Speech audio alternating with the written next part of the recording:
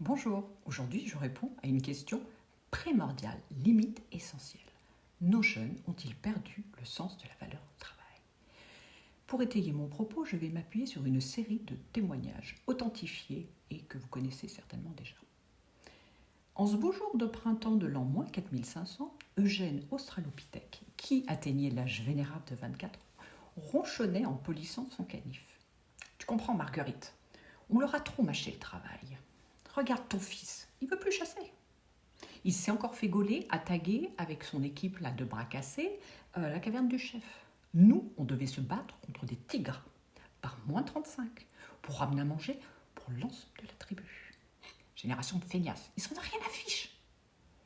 Plus tard, Antoine dit Lebrun s'énervait tout seul en balançant des bûches dans la cheminée. Il dit qu'il veut un bœuf pour tirer la charrue, que sinon ça lui fait mal aux mains.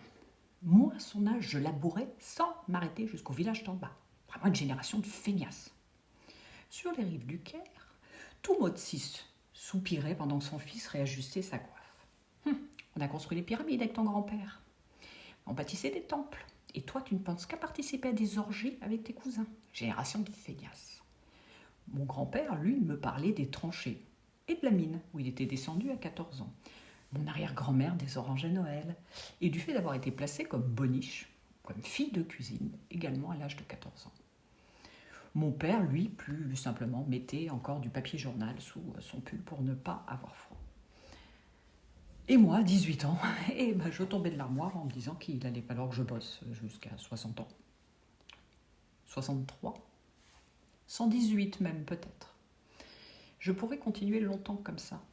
Chaque génération taxe de feignasse la génération suivante. Mais, paradoxalement, ces mêmes générations ont tout fait pour améliorer les conditions de vie de la suivante, car c'est le sens de l'évolution.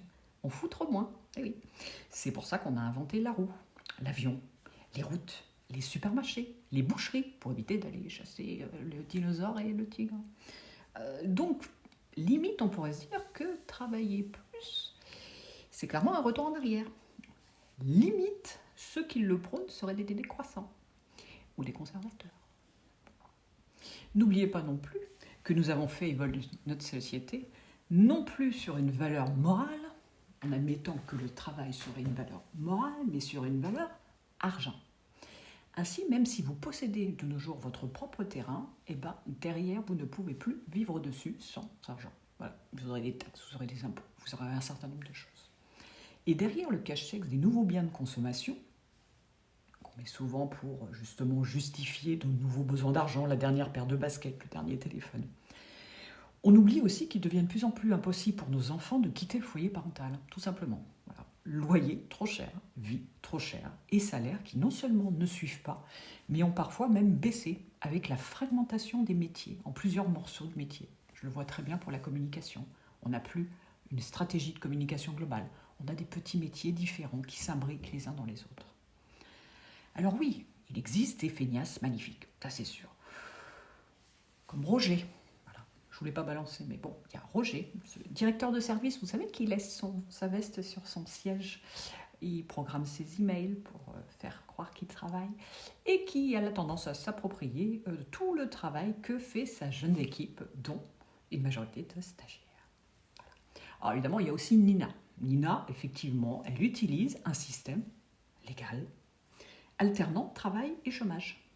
Et oui, ce qui fait dire à certains qu'on ne devrait pas avoir la possibilité de vivre mieux avec des allocations qu'avec un salaire. Alors, ce qui est également faux, hein, d'ailleurs. On peut le répéter à l'infini, mais non, avec 400 balles par mois, vous ne vivez pas mieux que quelqu'un qui a un salaire, même au SMIC. Mais du coup, on peut se poser la question, qui a raison ? Celui qui va embaucher toute sa vie à 1 600 € sans pouvoir se loger, manger, partir en vacances ? Ou celui qui essaye de contourner un système qui prône des valeurs et ne les applique absolument pas. Hein, les valeurs, il faut être clair. Les plus grands donneurs de leçons sont ceux qui s'appliquent moins ce genre de leçons. Je vais également conclure sur cet avertissement. Si à 20 ans, vos gosses privilégient la valeur travail au péril jeune, c'est là qu'il faut s'inquiéter. Bonne journée.